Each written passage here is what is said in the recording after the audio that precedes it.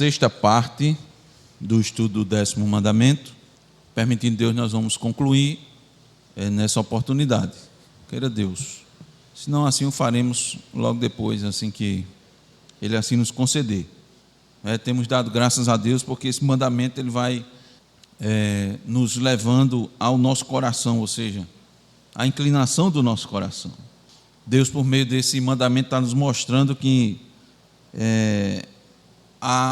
precisamos dar toda a atenção às disposições internas do nosso coração. Nós não podemos ficar só observando os atos externos, mas aquilo que está nos movendo, aquilo que está dentro, que ora aparece e ora não aparece.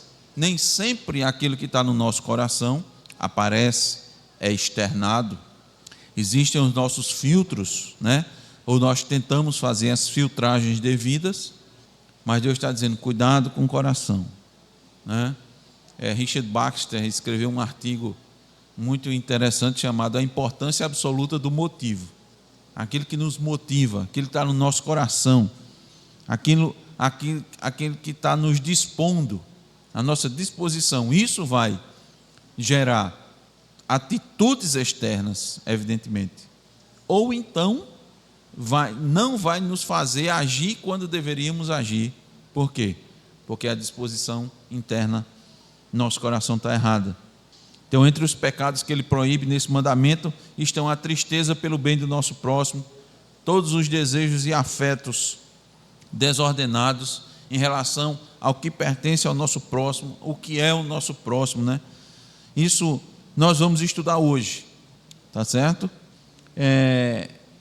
E esses pecados aqui, que diz respeito aos desejos e afetos desordenados e a tristeza pelo bem do nosso próximo, eles revelam um espírito de inveja, que foi o que nós vimos na exposição passada.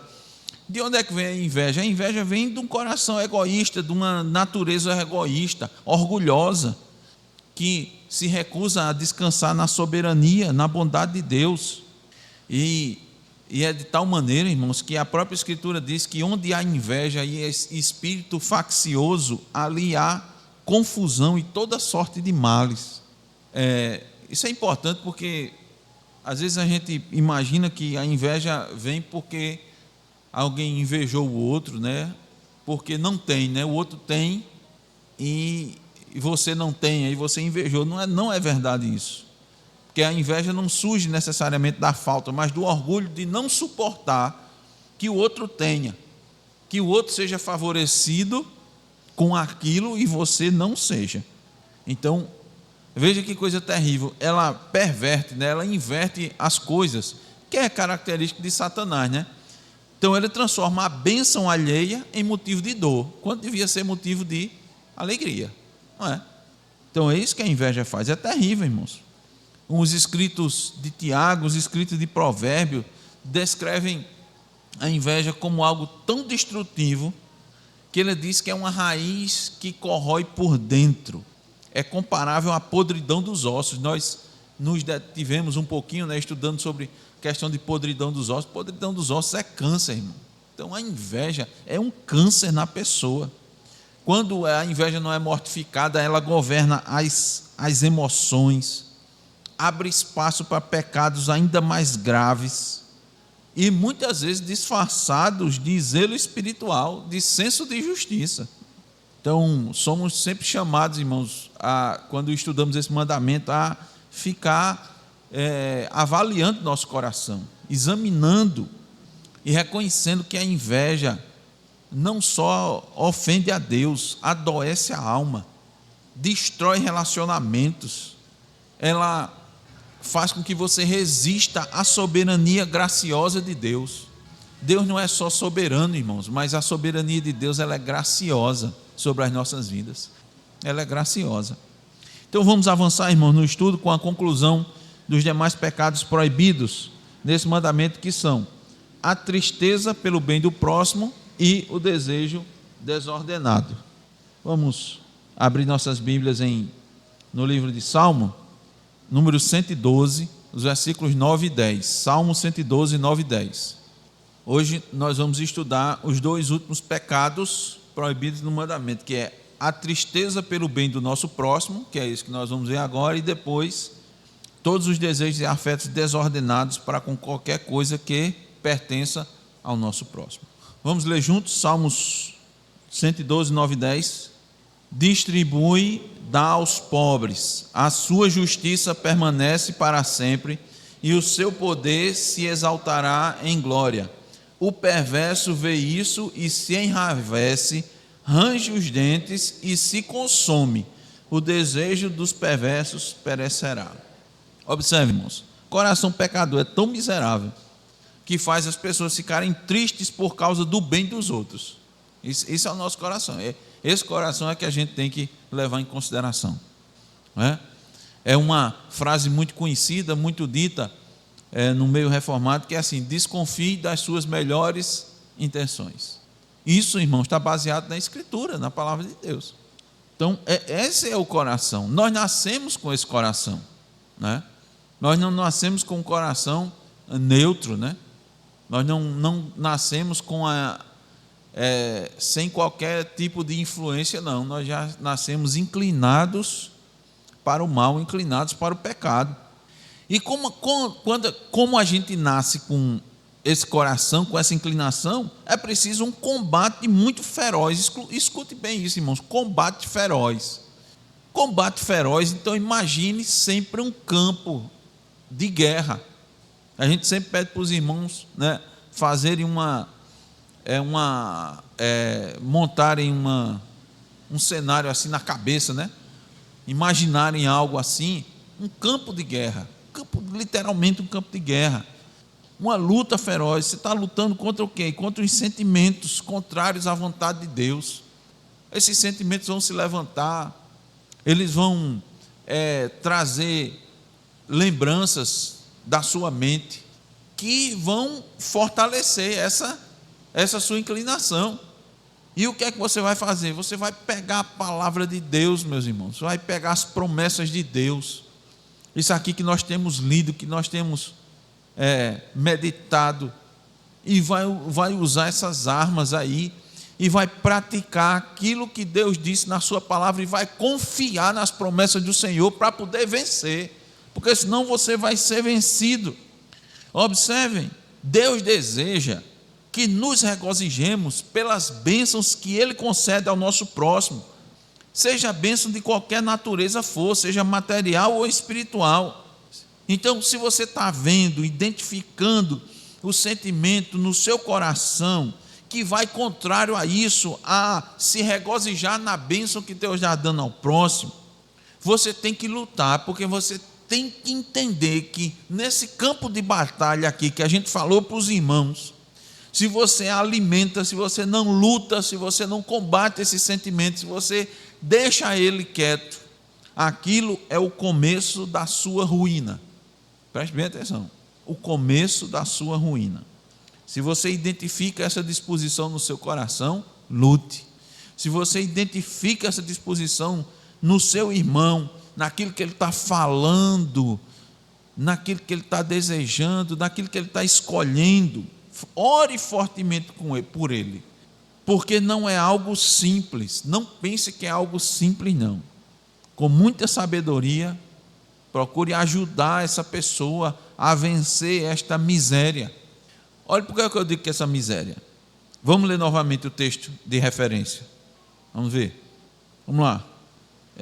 Gisele, leia aí, por favor. De novo, Salmo 112, 9 e 10. O que é que o salmista está dizendo aqui? O versículo 9, ele faz referência ao homem que teme ao Senhor, não é? A pessoa que teme ao Senhor, ele distribui, ele dá aos pobres, a sua justiça permanece para sempre e o seu poder se exaltará em glória. O que é que isso quer dizer? O homem que teme ao Senhor, ele vai agir com bondade, ele vai agir com justiça, e tudo isso vai resultar em glória a Deus, e isso não vai ficar escondido, isso não vai ficar oculto, vai redundar também em honra ao seu nome, vai haver reconhecimento. Aquela atitude, não foi? Pois é. Aí veja aqui, então o homem que teme ao Senhor, Deus vai honrar seu nome, Alguém vai reconhecer isso, vai dizer: rapaz, essa pessoa aqui, isso de fato é uma pessoa que está agindo conforme a vontade de Deus, isso é um homem de Deus, isso é uma mulher de Deus. Aí o perverso vê isso e faz o quê? Se consome por dentro, definha de tristeza, por causa da inveja, da felicidade, da prosperidade dos justos. Irmãos, veja que coisa tremenda. Essas expressões que tem aqui, com relação ao perverso, elas fazem os irmãos lembrarem de quê? Veja só, ele está dizendo que vai se enraivecer, ranger os dentes e se consumir. Isso lembra que outra passagem, irmãos? Lembra de alguma outra passagem da Escritura? Hein? Jesus falando sobre, de que realidade? A realidade do inferno. Os irmãos lembram que diz assim: lá no inferno haverá choro e ranger de dentes. Esse é o mesmo ranger aqui, irmãos. Olha, enraivecer, ranger os dentes, se consumir por dentro, tudo isso vai ocorrer no inferno.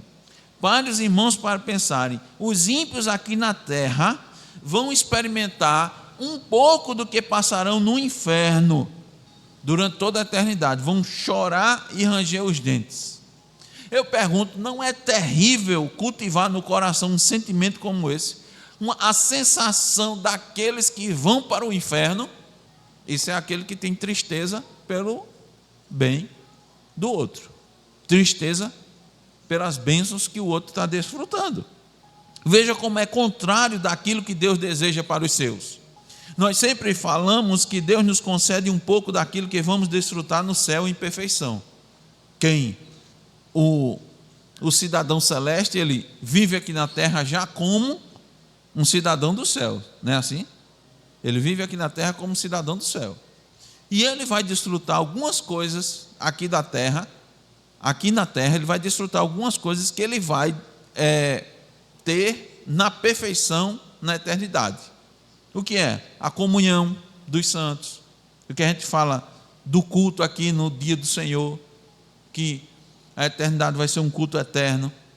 Ele experimenta aqui na terra a libertação do seu pecado, mesmo que não seja total, mas no céu ele vai experimentar a libertação total do seu pecado, porque antes ele estava escravo do pecado, ele era escravo do pecado, mas ele começa a desfrutar aqui já da libertação, ele já começa a desfrutar da alegria indizível que ele vai ter no céu, mas ele já tem alegria aqui na terra. Ele passa a desfrutar de contentamento independente da situação. Isso é o que Deus, não é, deseja para os seus, e Deus concede aos seus, não é verdade? Deus concede isso, irmãos, enquanto a gente está na terra, nesse mundo caído, miserável, mesmo vivendo com essa inclinação do coração que nós temos, mesmo ainda, como o apóstolo Paulo disse, miserável homem que sou, mas você vê uma libertação, você experimenta essa libertação, você é guiado pelo Espírito, você não é mais guiado pelas suas emoções, pelos seus sentimentos, você produz o fruto do Espírito na sua vida. Deus concede isso a gente, irmãos, aqui enquanto a gente está na terra. O ímpio, quando ele dá vazão à inveja, a tristeza pelo sentimento do outro, ele começa já a experimentar aquilo que ele vai ter na eternidade. Ranger os dentes. Ranger os dentes, irmãos, é muita raiva. É você não se controlar. Seu sistema já não controla mais. Você passa a ser controlado pelas suas emoções. Você exala pelos poros aquela raiva. Lembra da raiva quando Estevão pregou? O pessoal lá rangia os dentes de raiva, eles não se controlaram, irmãos, pegaram nas pedras e mataram um homem que estava lhes falando aquilo que era bom para eles. Por que era bom? Porque ele estava dizendo: olha, está no coração de vocês isso, eu estou falando a verdade para vocês. Ranger os dentes, a raiva descontrolada. Que terrível, irmãos, experimentar por antecipação o que está reservado para a pessoa do inferno. Não é terrível? É terrível. Então, a tristeza pelo bem do próximo, irmãos, é um pecado proibido nesse mandamento. Se isso está aparecendo, uma pontinha está aparecendo no nosso coração, você tem que, com todas as forças, lutar contra isso, pedir a Deus graça, misericórdia. Peça a Deus graça e misericórdia. Meu Deus, que sentimento é esse que eu estou? Eu estou me entristecendo porque o outro está indo bem, porque Deus está abençoando, não é? Ele está fazendo bem. Meu Deus, misericórdia. Você clama misericórdia, porque isso pode acontecer, não é? Pode acontecer, você ficar com raiva. Asaf estava invejando os ímpios, irmãos. Estava ou não estava? Invejando os ímpios. Nada acontece com eles, Senhor, eles não adoecem. Rapaz, o cara, não tem temor a Deus. Ele vive na bagaceira. Nada acontece. A gente cuida, rapaz, cuida dos filhos. O maior cuidado com os meninos. Daqui a pouco é um doente, daqui a pouco é o outro doente, não sei o quê. Aí ligou, me leva na UPA, estou doente, e a gente serve a Deus. O cara não vê um ímpio desse aí, de vez em quando ele vai, foi só na Covid, depois não foi mais. Queria falar, irmão? É esterectomia, né? Se eu não me engano, não é? É terrível. E isso acontece, a gente tem falado, irmãos, a Provérbios. Se a gente for ler Provérbios, você vai ver isso, irmãos. A alegria do coração aformoseia o rosto, deixa a pessoa bonito, limpa a pele. Não estou exagerando, não, mas a Bíblia está dizendo. Por quê, irmão? Seu corpo vai estar reagindo de forma diferente. Então, a gente pode passar aqui um bom tempo, como o irmão colocou, uma pessoa que está desse jeito, ela não dorme direito, não dormiu direito, desequilibra, as taxas ficam alteradas, sabe? A glicose, a pressão. Nós podemos dizer um monte de coisa, irmãos. O intestino não funciona direito, você começa a acumular doenças, problemas. E o cristão, irmãos, o cristão passa por dificuldade, passa, e temos enfatizado isso aqui, não é? Problemas, doenças não deixam de acometer o cristão, não. Qualquer tipo de doença, qualquer tipo. Mas como é que ele faz para enfrentar isso aí? Ele confia no Senhor. Ele faz como Paulo. Para mim, o viver é Cristo e o morrer é lucro. Morrer é lucro. Então ele vai enfrentar confiando no Senhor. Não é falsa ilusão, não. Não é como o pessoal diz, irmão, está ruim, mas a gente tem que dizer que está bom, né? Não, não tem que dizer que está bom, não. Você escutar isso das pessoas, está errado. Está ruim, mas eu tenho que dizer que está bom. Não, está difícil, mas com a graça de Deus, a gente vai passar, vai superar, vai vencer. Vai vencer esse câncer? Se Deus quiser, eu venço. Se Ele não quiser, eu morro. Qual o problema? Sadraque, Mesaque e Abednego.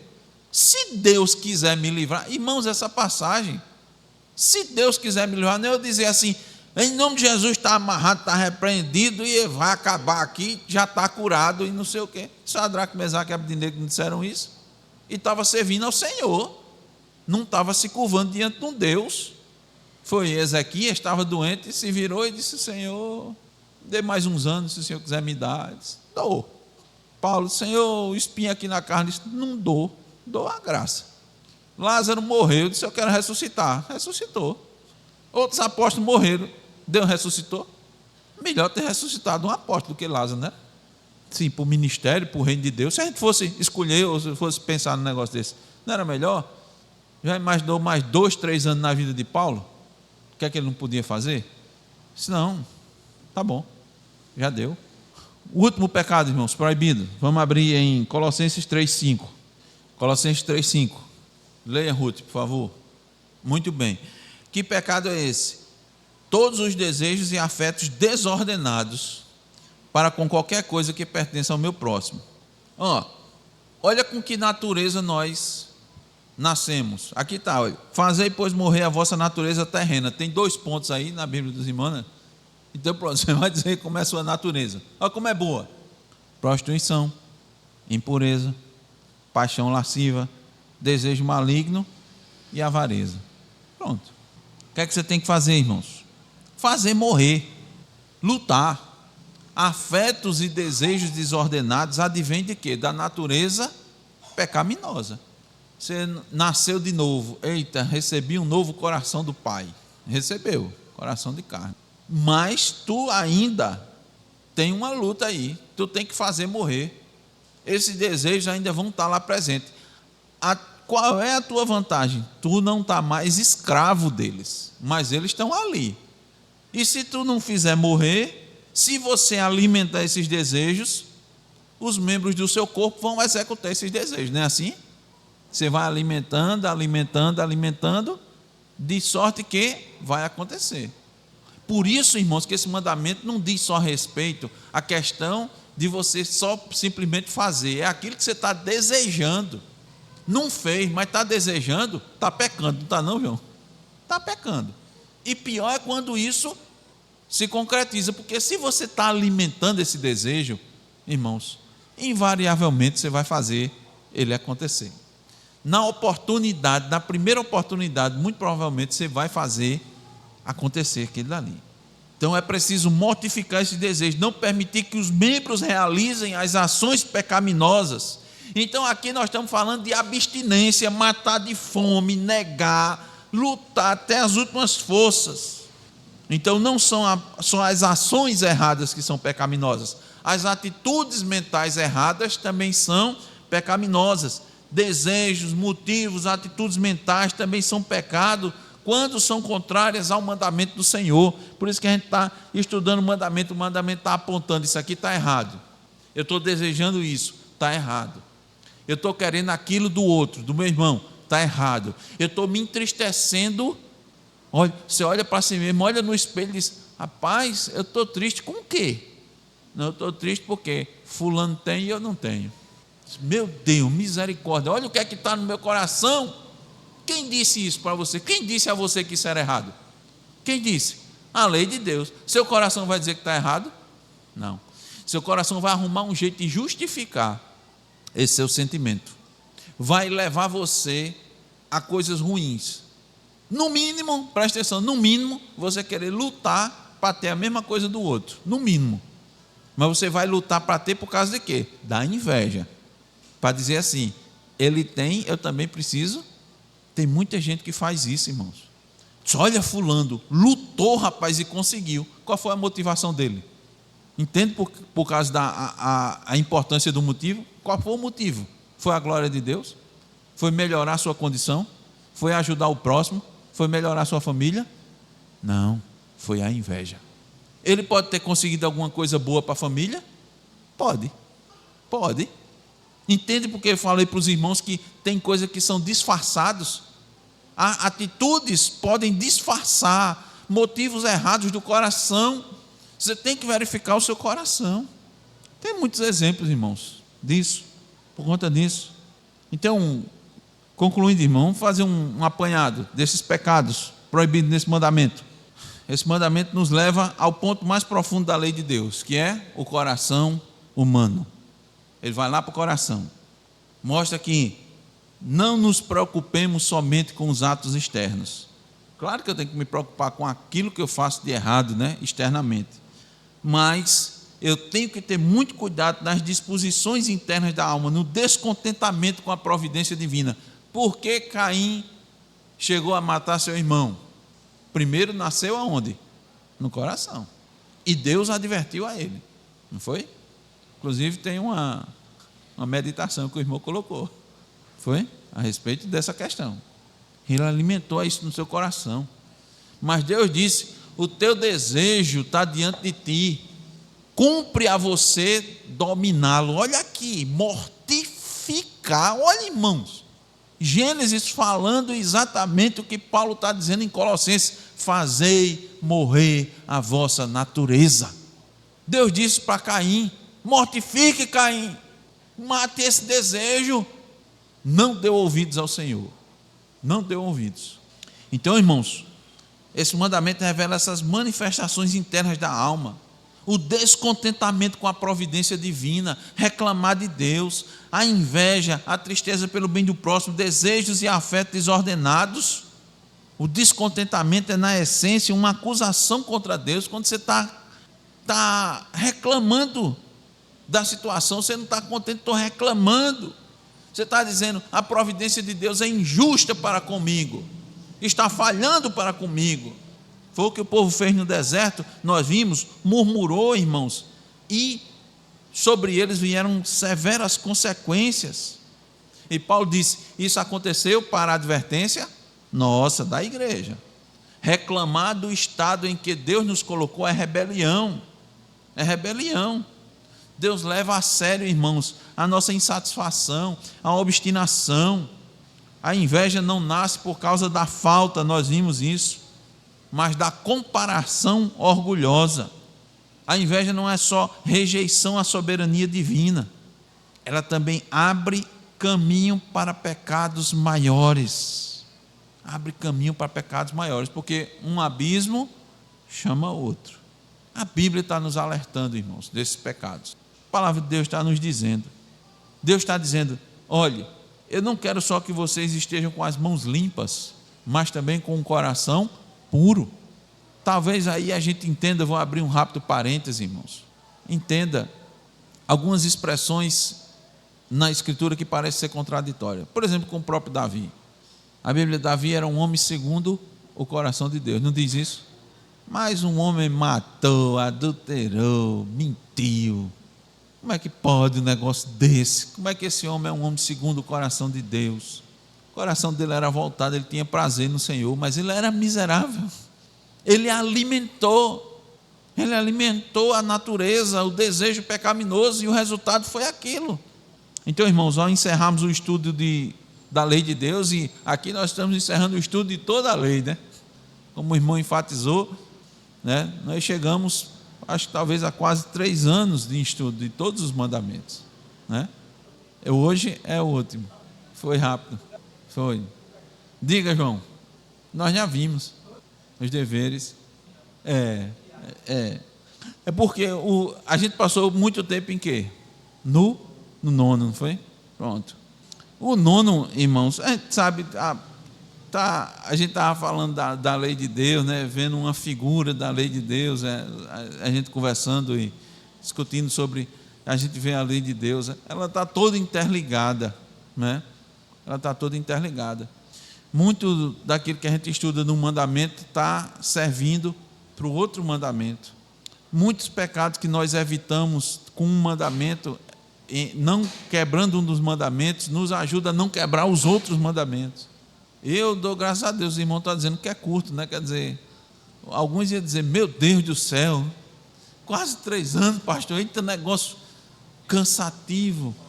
Depois, irmão, nós vamos estudar de novo com a graça de Deus. Depois nós vamos estudar de novo. Lembra que nós meditamos na devocional do último dia do ano? 2 de Pedro 1,12. Não me cansa de lembrar de vocês aquilo que vocês já sabem, das verdades que vocês já sabem. Então, irmãos, a lei de Deus, esse estudo da lei de Deus nos ajuda a entender que ela nos condena, veja bem, em nossa capacidade natural de obedecer. Não é? É impossível obedecer à lei. Quando a gente estudando a lei, a gente entende melhor quando Cristo perguntou àquele jovem, obedeça os mandamentos? Já obedeço desde criança, né? Ela nos mostra, irmão, nossa incapacidade de obedecer, mas nos conduz para onde? Para a graça. Então por isso que Paulo diz, é um aio, vai nos guiando. Eu preciso, irmãos, da lei, porque a lei vai expor o pecado, vai revelar nossa miséria, mas vai nos apontar para Cristo. Precisamos de Cristo, o único que cumpriu perfeitamente os mandamentos e que pela sua obra redentora não só nos perdoa, como nós lemos em João, não foi? Mas também nos capacita pelo Espírito a mortificar o pecado e a viver para a glória de Deus. É isso que nós devemos aprender com os mandamentos. Entender o nosso pecado, compreender a nossa miséria e correr para Cristo. Aí a gente pede graça a Ele para, no dia a dia, mortificando o pecado, viver para a glória de Deus. Não viver para alcançar meus planos, meus projetos, minhas perspectivas, mas viver para a glória de Deus. Amém.